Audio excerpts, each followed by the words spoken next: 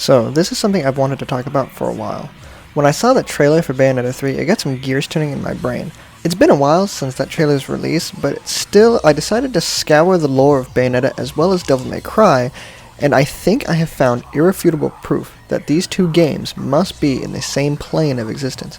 So, while we wait for Bayonetta 3 and hope for a Devil May Cry 6, I want to talk about how I not only believe these two games exist in the same universe, but I also believe it explains one of the biggest mysteries about a character we've always known about, but don't really know much about them. But after this, you may see this person in a whole new light. So, let's waste no time and start theorizing. So to start, let's get the obvious ones out of the way. Both games, of course, had the same developer at one point, Hideki Kamiya, and are both part of the hack and slash genre of games. Both are shown to have both angels and demons within their story. Dante and Bayonetta are both a union of a light and dark faction, Dante being the son of a demon warrior and a human female, while Bayonetta is the daughter of a lumen sage and an umbra witch. They also draw most of their powers from their more darker heritage. Devil May Cry and Bayonetta also have very similar demon designs for certain characters, and even similar demon species. One of these being the Phantom and Phantasma Renee. In the very first Devil May Cry game, Dante fights a giant lava spider named the Phantom, which is a male, while in Bayonetta 2, Bayonetta stumbled into hell and faced her own giant flame spider named Phantasma Renee, which is believed to be female.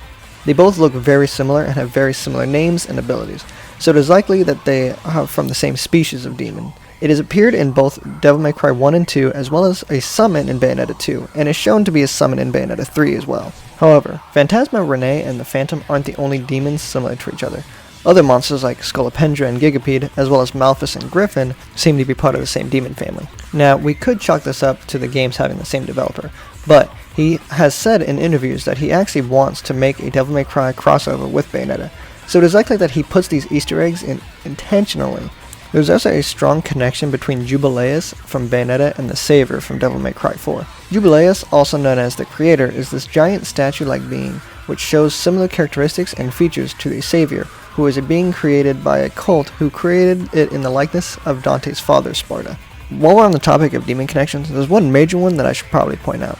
Bayonetta, being an Umbra Witch, entered into a contract with Madama Butterfly, which bears a striking resemblance with the Dark Knight Sparta, Dante's father. They share very similar insectoid-like appearances, Madama Butterfly looking like her namesake, and Sparta looking very much like a scarab. Now, they could be in the very same species of demon as well, and in Devil May Cry 1 and 2, it also is the form that Dante and Virgil take while they go into their Devil Trigger forms. So, they could be part of the same species, or perhaps they may even be related. And on top of that, the currency, Red Orbs from Devil May Cry, looks like the orbs in Bayonetta. See, in Bayonetta, she has halos as her game currency when she kills angels, but when she kills demons, she gets what are simply called orbs, which look like red, blue, and purple orbs from Devil May Cry, even if it only adds on to her halo currency when she collects them. Looking past the demon similarities, there are also many humans that have seemed to have crossed paths in both the games and in the manga. In the Devil May Cry manga, there is a character who used to be Dante's manager, named Enzo, who would later appear in Bayonetta as Bayonetta's informant broker. This goes even further when you see some of Bayonetta's concept art, with Dante playing poker with Enzo.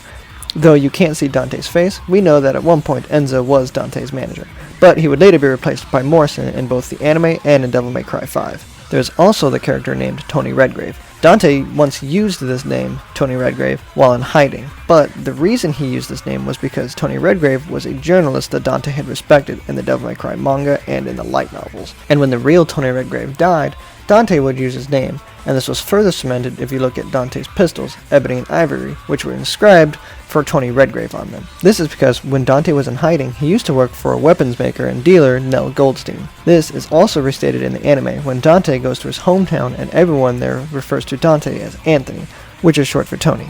The reason I say all this is because in Bayonetta, the character Luca, who is a journalist who witnessed his father's murder and continued his father's work, was the son of Tony Redgrave, the exact journalist that Dante respected.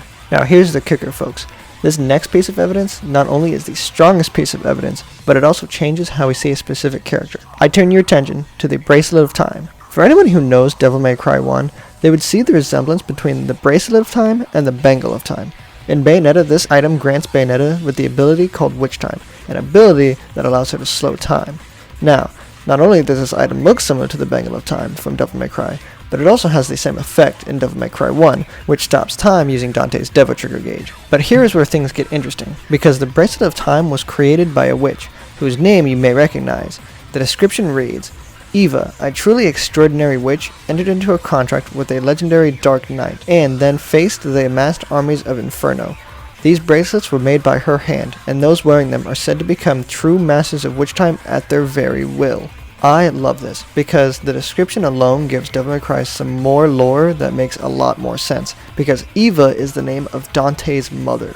Now, that alone isn't too significant, since anyone could be named Eva, but the description also included a Dark Knight, which of course refers to Dante's father, who is known as the legendary Dark Knight Sparta. For a little context, Sparta defeated the demon lord Mundus, and sealed off the demon world from the human world before settling down with Eva and had Dante and Virgil. But we always wondered why Eva and Sparta fell in love to begin with. Now we know why, and to understand why they fell in love, we have to know how witches work in Bayonetta. You see, Bayonetta draws her dark power from Madama Butterfly, a demon she formed a contract with, allowing her to use parts of Madama Butterfly's demonic power, meaning that Eva is a witch who formed a contract with Sparta to use parts of his power. This implies they went on adventures together and possibly even worked together to take down Mundus. How crazy is that? I love both these games, and I think it's amazing how Hideki Kamiya put so much detail to tie in these two games he made. Now, despite the fact that Hideaki Itsuno took over as the main developer of Devil May Cry, hopefully they can still come together and make it official and create a Devil May Cry and Bayonetta crossover game. But what do you guys think? Do you think they're in the same universe? Would you guys want to see these two games crossover? Leave me all your thoughts in the comments below. Please like and consider subscribing for more if you guys enjoyed, and hit that notification bell for more videos like this. Also, check out all my other social media in the description, and until next time guys, stay hype, stay awesome, stay weird, and be nice to each other. Cybertech Werewolf, signing off.